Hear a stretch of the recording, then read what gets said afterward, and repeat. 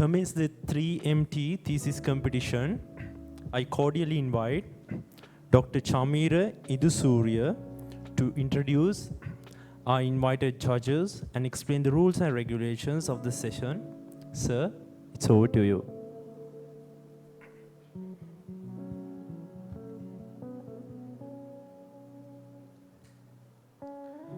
So good afternoon, everyone. So I would like to keep this initial session short and sweet. So welcome to the final round of the inaugural 3MT thesis competition of the University of Moratuwa. Next slide, please. Okay, so we do not like wars, but sometimes wars helps to develop the technology. For example, we have radar technology thanks to the World War II. So every coin has two sides. One may be heavier than the other. And sometimes we do not like crisis. So we faced a fuel shortage crisis last few months. You may wonder why I am talking about wars and crisis, because the birth of the 3MT competition is related to a crisis. In fact, in 2007, around 2007, there was a severe drought in the state of Queensland. So every resident was encouraged to limit their shower to 3 minutes. So most of the residents had timers on their bathrooms to limit their showers. Then Dean of the Graduate School of the University of Queensland came up with a nice idea, innovative idea, to give a great challenge to research students to present their work in 3 minutes. So the birth of the 3-minute thesis competition itself is related to a crisis, right? However, some innovative people will come with nice ideas. So we have 20 liters. If you wish, I can say 24/5. You may come up with a nice idea. Anyway, so the first competition was held in 2008 at the University of Queensland. And by 2010, it has been expanded to Australia and New Zealand.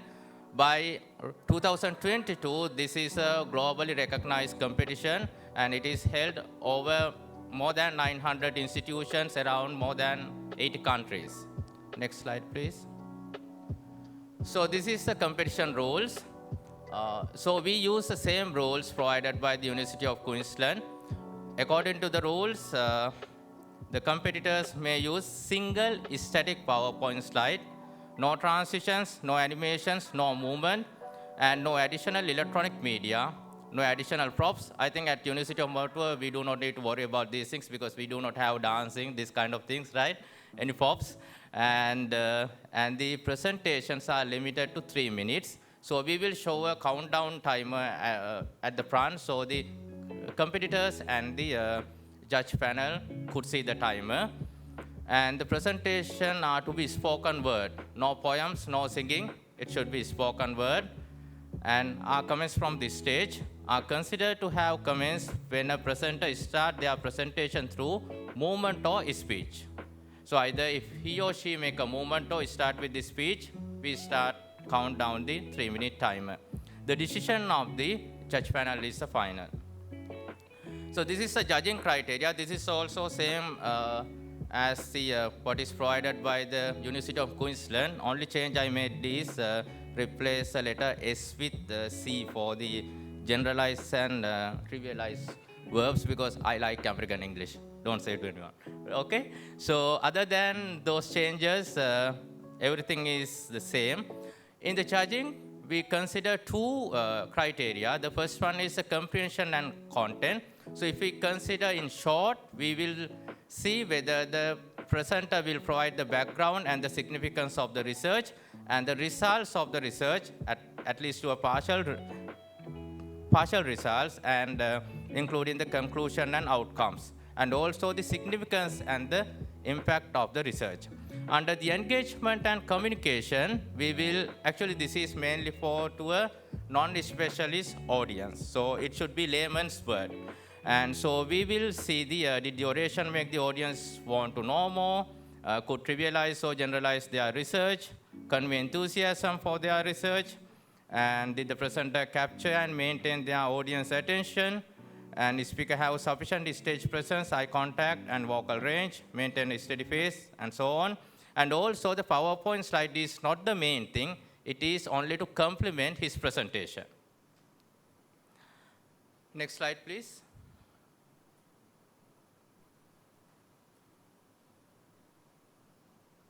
So these are the prizes for the winner. The prize is 15,000 Sri Lanka rupees, and so on, first runner-up, second runner-up. The one important prize is the people's choice. So for the audience, there is an opportunity. Next slide, please. Okay. So we will distribute now ballot papers to the audience, and audience could listen to all the 10 presentations of the final round and mark their favorite presenter in the ballot paper, and we will collect these ballot papers at the end of the presentations. So please keep in mind just to mark one. Next slide. So this is our distinguished judging panel. So in the order, there is no preference or discrimination. I just selected based on the alphabetical order, right? So from Faculty of Architecture, we have Dr. Shalini Kure. From the Faculty of Business, Professor Dinesh D. Samarasinghe. From Faculty of Engineering, we have Professor Asankes Rodrigo. From Faculty of Information Technology, we have Dr. Tanuja C. Sandanayaka. So these are the distinguished panel of the final round. Next slide, I think, yeah. So we will move into the presentations now. I have witnessed the preliminary round, so they were very exciting presentations. I would like to see more updated, more improved presentation in the final round, and I would like to wish you all the best for all the competitors, and I would like to hand over this to the Lakshita. Thank you so much. Thank you, Dr. Chamire. So before starting our competition, final round of the 3MT thesis competition, I would like to remind everyone, please take your ballot papers and vote your colleague or the most exciting presenter. So start the final round. Our first presenter, please welcome Sathindu Jakoda, who is doing his 3MT presentation on plastic, the butler being the Hitler.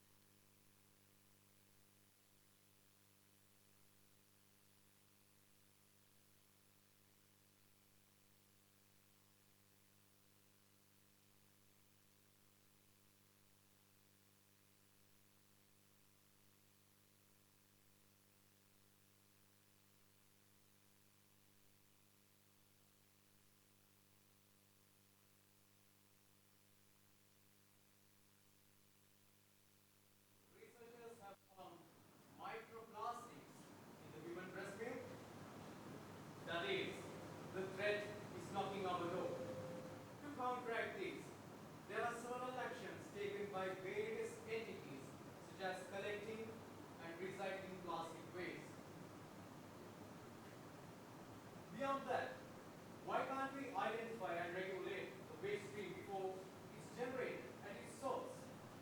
Food packaging, being the main contributor, generates for more than 1/3 of the global plastic waste. Even food packaging plays a major role in our household, protecting our food, facilitating storing and handling. Its waste stream has become an imminent threat, to us. This motivated me to do my research on reducing the environmental impact of food packaging. I proposed a framework that could be used by packaging designers and policy developers for improving the sustainability of food packaging. The framework consists of 3 phases as design, scrutinize, and evaluate. And under each phase, the reduction of material and energy usage has been given the priority, followed by reuse, recycle, and recover. Meantime, the framework is deemed to satisfy the functional requirements of several stakeholders, from packaging producers, food producers, distributors, retailers, and finally us, the consumers.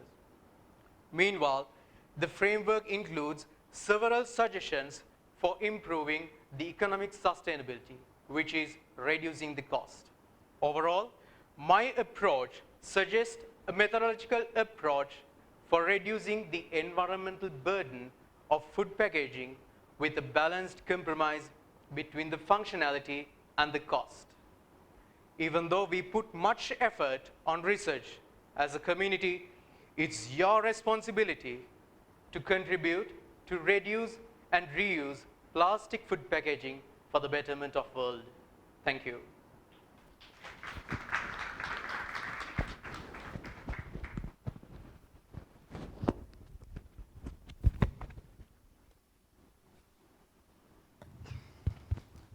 Thank you, Sasindu Jagoda.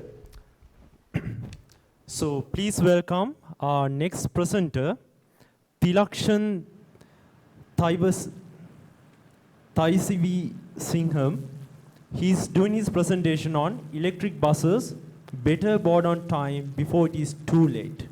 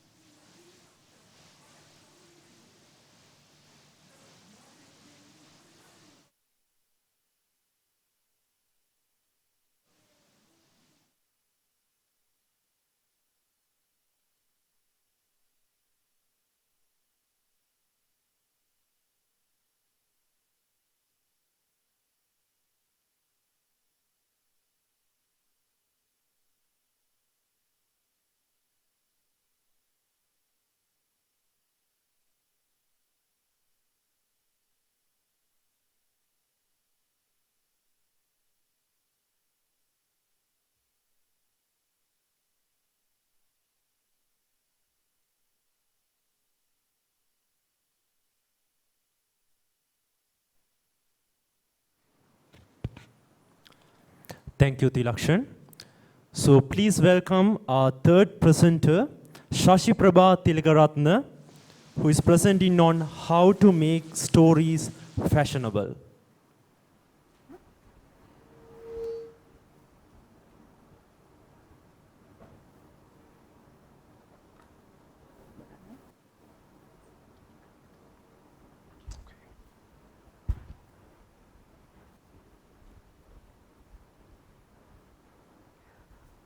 Let me start my presentation with a small experiment.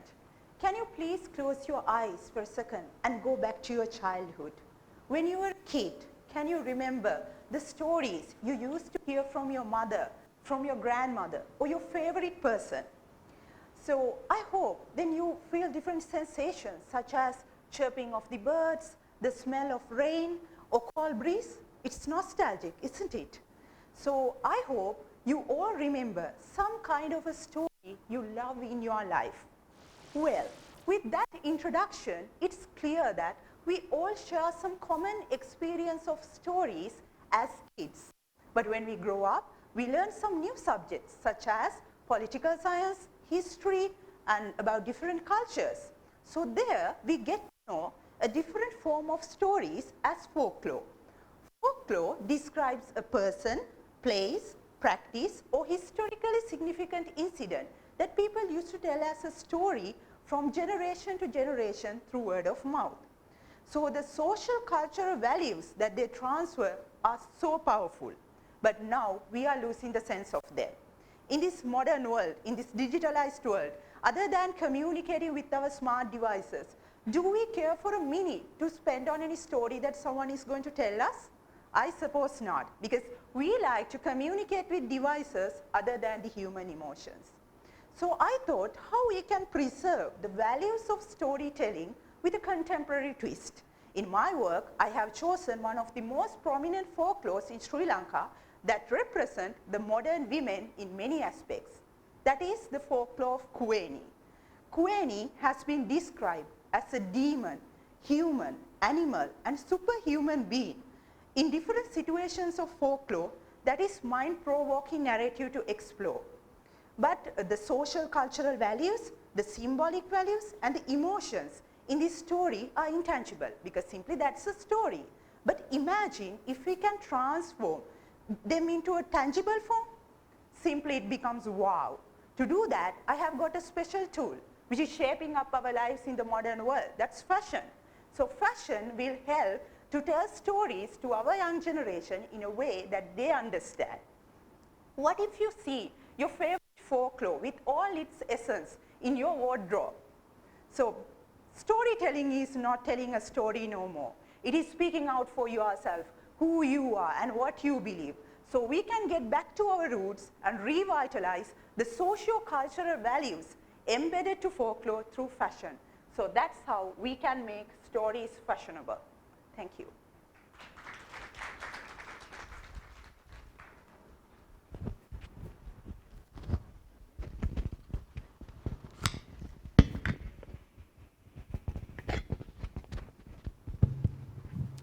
Thank you, Shashi Prabha. Our fourth competitor of the 3MT competition is Ushani Navodaya Patirana, who is presenting on clothing misfits determine wearer's values in clothing production.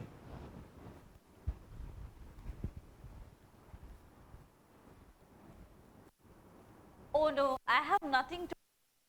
This is bit familiar with us, right? And you gentlemen might have heard this, your wife, your fiance, your girlfriend telling this when she wants to buy new clothes. Okay, imagine you spend hours selecting an outfit, you try it on, and you do some body movements. But you feel uncomfortable due to tightness around some body areas. You return the garment. Again, you spend hours on selecting another outfit. Do you agree with me, gentlemen? Okay, what I am trying to do is, I'm going to stop this second round of shopping. Designing perfectly fitted clothing for women is critical because our body is shaped with different concave and convex shapes. For decades, this clothing misfit was regarded as an era of clothing manufacturing or a sizing issue. But the hidden truth is, the reason lies within the ease value, which is an extra measurement added to the body measurements of the wearer. This ease value allows space for comfort and body movements of the wearer. When this is not decided accurately, the result will be a too loose fitted garment or a too tight fitted garment. Therefore, my project intends to determine this ease value accurately in order to provide a perfectly fitted garment at the first attempt. See, it's like finding the best recipe to bake a yummy cake. I selected 5 pattern making approaches which is highly reliable in the academia and the industrial environment. I made patterns, I stitched garments, then I evaluated fit using a live model and a 3D avatar.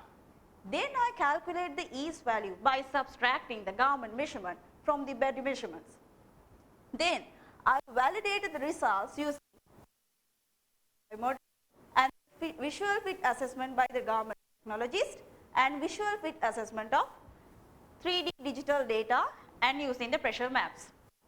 Unfortunately, none of the pattern making approaches were able to provide a perfectly fitted garment at the first attempt. Further, there were no logical agreement between authors on how much of each should be added in order to get a perfectly fitted garment. Therefore, I will develop a new pattern making approach along with a mathematical formula to determine this ease value accurately. This will be a milestone for tailor-made customized garment manufacturers as well as for online clothing manufacturers where fit is intangible. We all know that garment industry is moving toward digital form. In that case, we can initiate developing a tech hub in Sri Lankan garment industry which could link us with global trends which will strengthen economy of Sri Lanka. Thank you.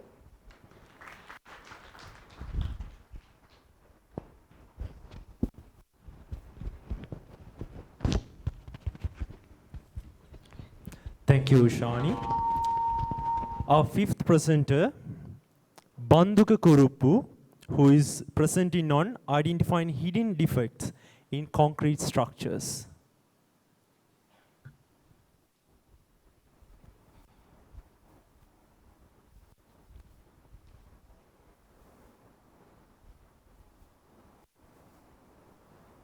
Good afternoon, everyone. I'm going to explain to you a problem that you might have already experienced during the construction of your own house or your own building. You might have seen that kind of construction defects. Some loose particles are visible from outside. So these defects can be visually inspected, but there are some defects which you can't visually inspect like this. We call them hidden defects. What is a hidden defect? Consider a concrete cube like this, and if you do not properly mix the concrete in the middle of that cube, but you will mix the concrete properly in the outer perimeter of that element, not the core, then there will be a defective region in that core of the cube. So obviously, that type of defects can't be visually inspected.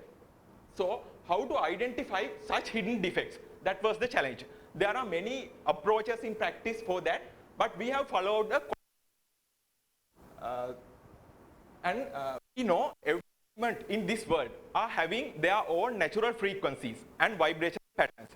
So we have used that concept in our study. Consider two identical beams like this, but the second beam will have a defective region in a certain location of the beam, which is shown in red color there. So then we track vibrational patterns of the both beams separately. See, shouldn't there be a difference or a deviation in the defective vibrational pattern of the defective beam compared to the defect-free beam? Definitely there should be a difference just because of that defects. So focusing on that, we have developed a mathematical model and ended up with the resultant graph shown in red color there. So if you see that graph, you can clearly see that it is highlighting the defective location of the concrete beam. Simply saying, that graph is telling us where this hidden defect is in that concrete beam. So this is the basic finding and the concept behind this study. And the novelty of this study is the mathematical approach that we have used there. And the prime objective of this study is to develop these findings and methodology in a way such that the contractors or the consultants can use this to identify the hidden defects in their structures with less troubles but with more accuracy compared to the conventional approaches in practice today. Thank you very much.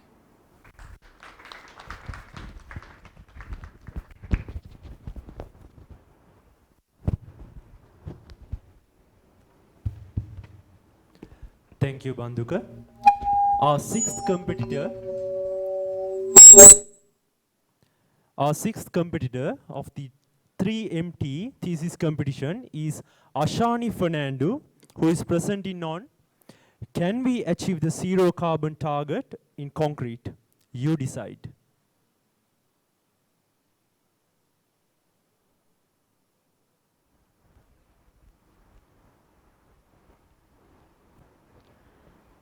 Let me start by asking you this question, which I would say is with no straightforward answer yet. Is concrete really sustainable? Well, I would say, why not? It has been used by humans for centuries, and it's only second to water as the most used material worldwide. But judging by the current usage of concrete for our recurring construction activities, do you really think that concrete will sustain itself for future generations to come? Well, let me also tell you this. Currently, concrete accounts for 8% of global CO2 emissions, and 80% of these emissions come from concrete's key ingredient, which is cement. The only method found to effectively address this issue is to replace this cement content.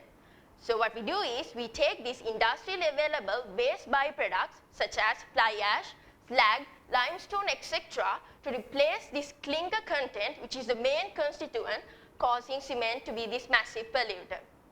So in the current market, when you go to a hardware store, you might come across a whole range of cement types with different compositions to choose from. Now how do you suppose you choose the right type of cement for your construction? This would involve some decision making. Would you agree? Well, this decision making is never done right. Sometimes we just want to grab whatever the material available and build fast. Sometimes the cost is an issue.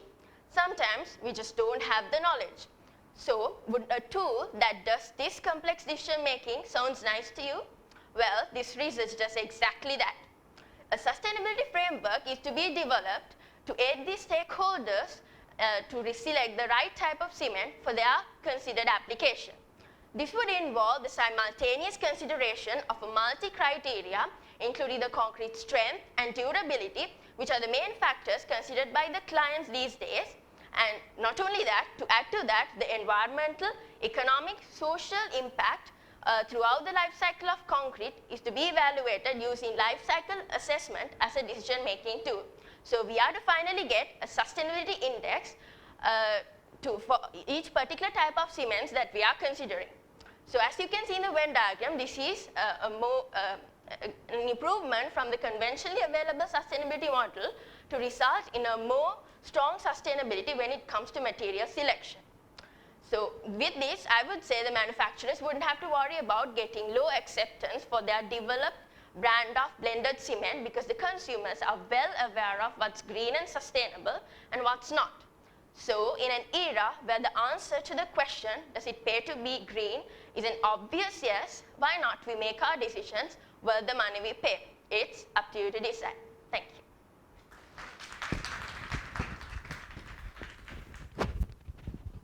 Thank you, Ashani. Next, we are focusing on preventing blackouts with nanotechnology. Our presenter is Pasan Henadira.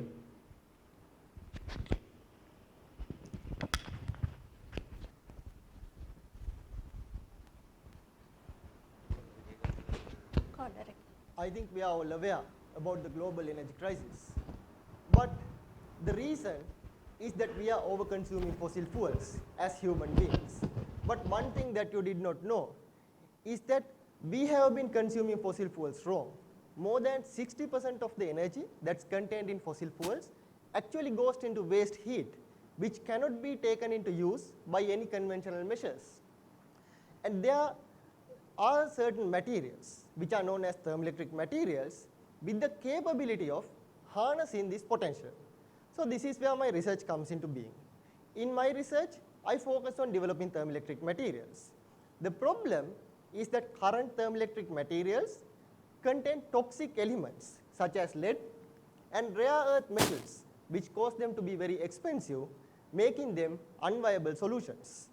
But in my research, I use nanotechnology to manipulate the atomic structure of non-toxic and low-cost materials such as copper, silicon, germanium and nickel.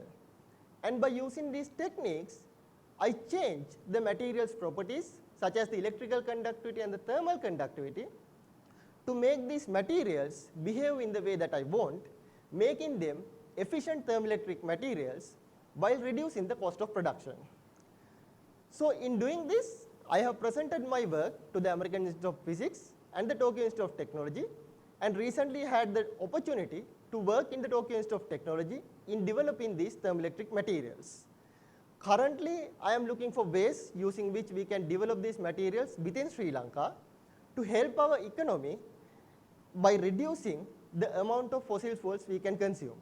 Because since 60% of the energy which we burn as fossil fuels going to waste, if we can harness a certain portion of it and convert into clean electricity using these thermoelectric materials, what we can do is we can effectively reduce the amount of fossil fuels that we need to burn, which means that we are effectively reducing the amount of carbon dioxide which we are giving out into the atmosphere as well. So in summary, my research focuses on developing these advanced materials with better thermoelectric performance at a lower cost to make them viable alternatives, and to develop them within Sri Lanka so that we can use it in our industries, power plants such as the Noracholi power plant and automobiles to reduce the fossil fuel imports and therefore help our economy, help our environment, and also reduce the blackouts that we are currently facing in the future. So let's go for a greener future with thermoelectric materials. Thank you.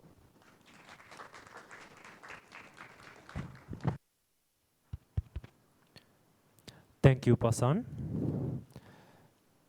Our next presenter is Aloka Fernando, who is presenting on Machine, Fetch Me More Data.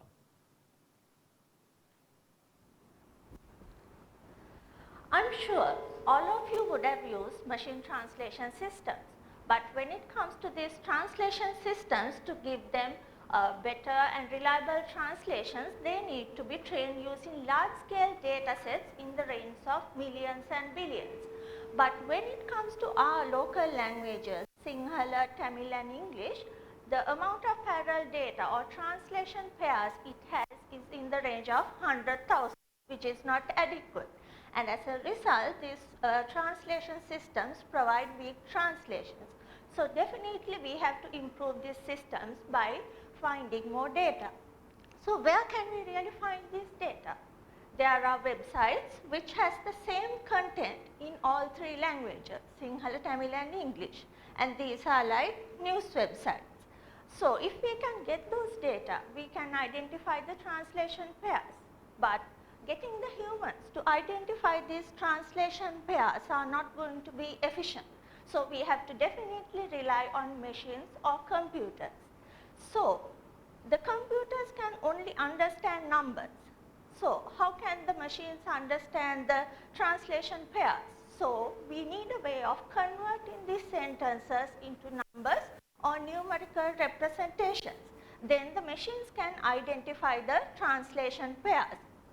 But we need a way of converting these sentences into numbers. This can be done by using NLP models called encoders. So the objective of these encoders is to provide numbers or numerical representations which are in close proximity for similar sentences irrespective of the languages. But in reality, it is not the case, especially for our own languages. They are far apart. So if we give the computers to identify these translation pairs, it's going to identify inaccurate translations.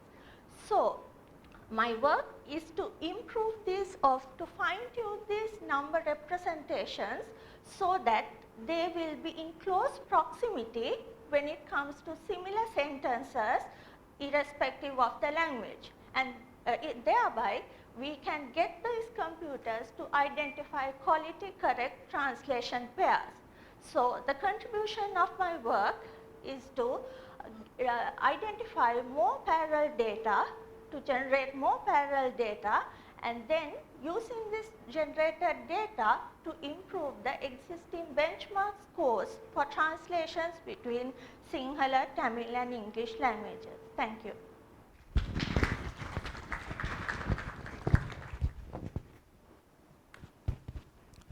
Thank you, Aloka. Our next presenter is Vinod Lianarachi, who is presenting on mathematical modeling.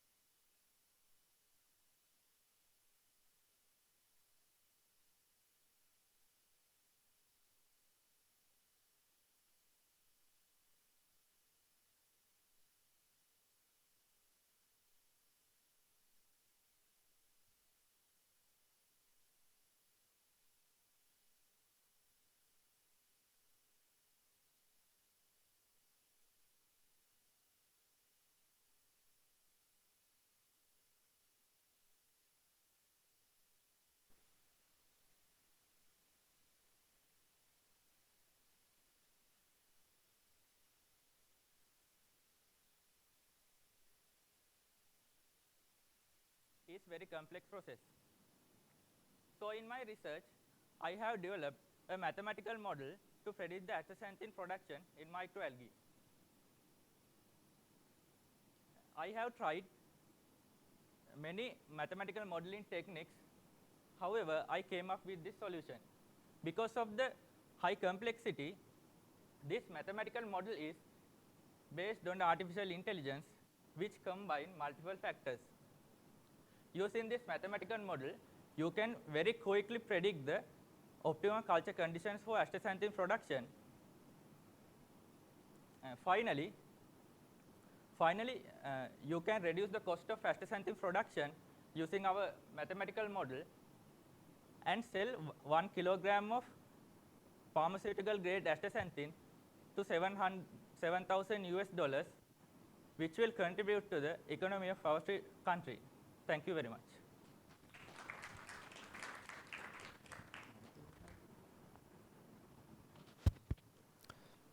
Thank you, Vinod. So our final presenter of the 3-minute thesis competition is Vanniyarachige Pramita Sandani, who is presenting on making microalgae biofuel production more efficient, less expensive. Did you ever see that green, slimy, gross things floating in your fish tank or ponds? Did you know that these green things can power the world one day? These green things called microalgae. Microalgae is a unicellular photosynthetic microorganisms which can convert atmospheric carbon dioxide into lipids, and we can convert these lipids into biodiesel. We have to use several unit steps in order to convert these lipids into biodiesel. As I have mentioned here, cultivation, harvesting, microalgae cell disruption, and then we have to extract the lipids, and we have to convert the lipids into biodiesel, and we have to purify the biodiesel in order to obtain the purified biodiesel, which we can use in engines. However, this process isn't perfect yet. So, when we consider all these unit steps, microalgae cell disruption require more energy input, and it is not economical yet. So, during my research, I have introduced a novel chemical cell disruption method which based on continuous electrogeneration of hydrogen peroxide by reducing the atmospheric oxygen, and In this process, it produced highly reactive hydroxyl free radical which will facilitate the microalgae cell disruption. So, during my research, I have used sacrificial steel anode in order to improve the economic feasibility of this novel process, by introducing this sacrificial steel anode, I was able to reduce the sludge generation and reduce the effect on environment by this cell disruption process, and many other benefits. So my ultimate goal during my research is to improve the energy security of Sri Lanka and protect our natural resources and reduce the dependence on natural oil reserves of Sri Lanka. So thank you very much.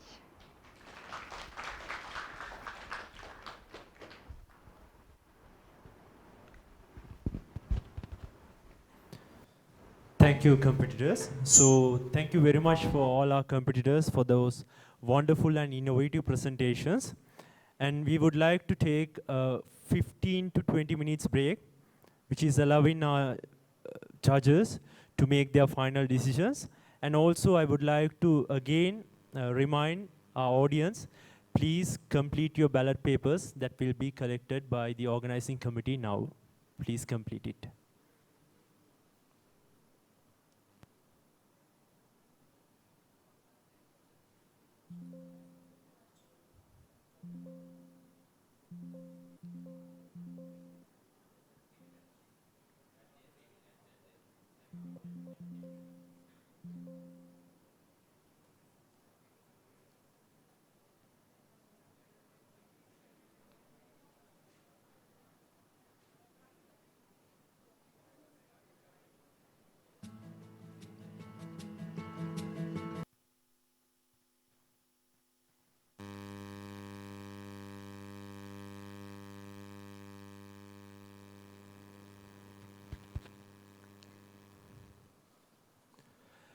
Now we have come to the conclusion of the 3MT thesis competition organized in parallel to Research Week 2022.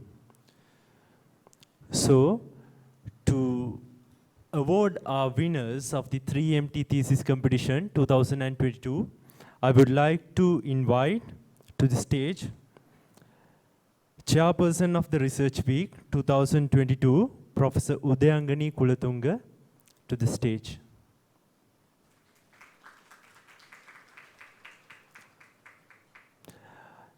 And I would like to invite Dr. Chamira Idusurya to announce the winners of our 3MT thesis competition, starting from People's Award and second runner-up.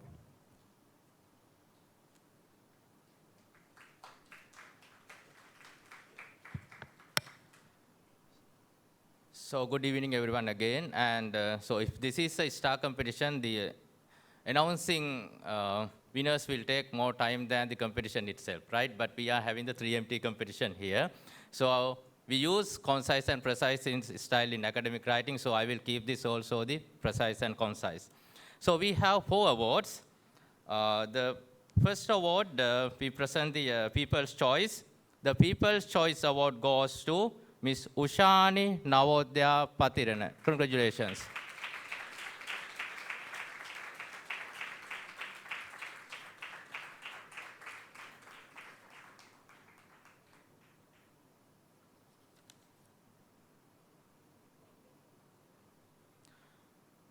So then we have 3 awards. Second runner-up, first runner-up, and the winner. And actually, we had a very close competition. These positions were selected with the margin of 1 mark. So I am really happy about that. We had a very close competition. The second runner-up award goes to Mr. Tilakshan Thivese Veerasinghe.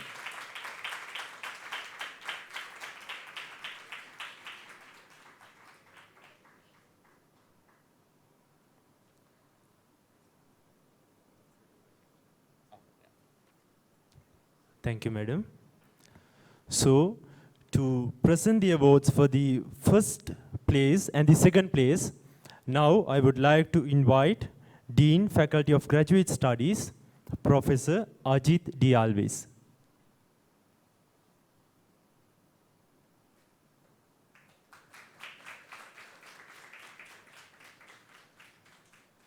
Okay, so let's move into the first runner-up award. The first runner-up award goes to Mr. Fasan Henadira.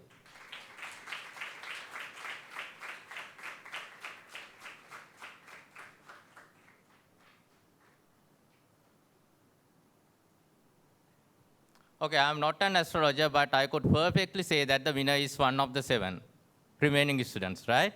So, the winner of the inaugural 3MT competition is Miss Ushani Navodaya Patirana. Congratulations.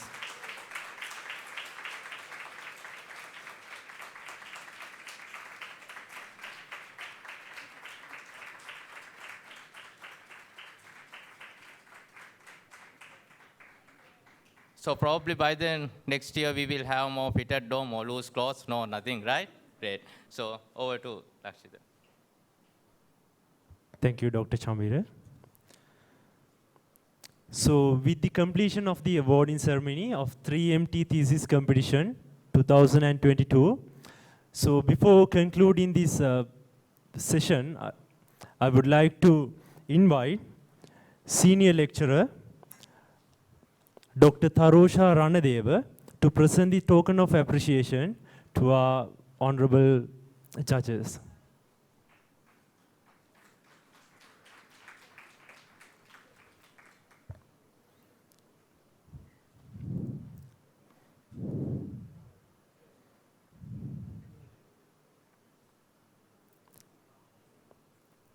First, I would like to invite Dr. Shalini Kure from Faculty of Architecture.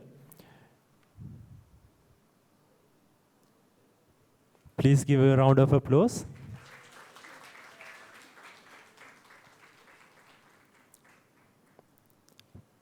Then I would like to invite Professor Dinesh D. Samarsinghe from Faculty of Business.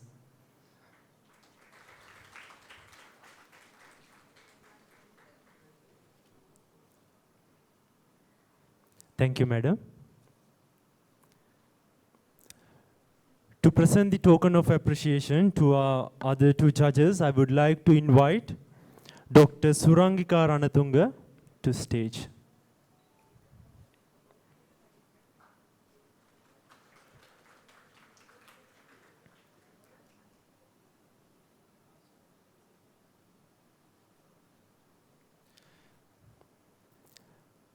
I would like to invite Professor Asanka S. Rodrigo, Faculty of Engineering, to present our token of appreciation.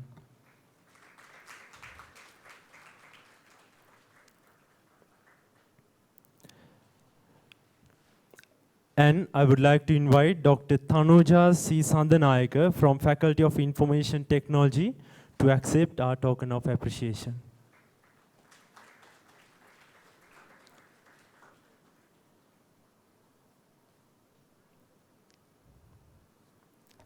Thank you very much all, and we are great to have your independent decisions for the completion of 3MT Thesis Competition 2002.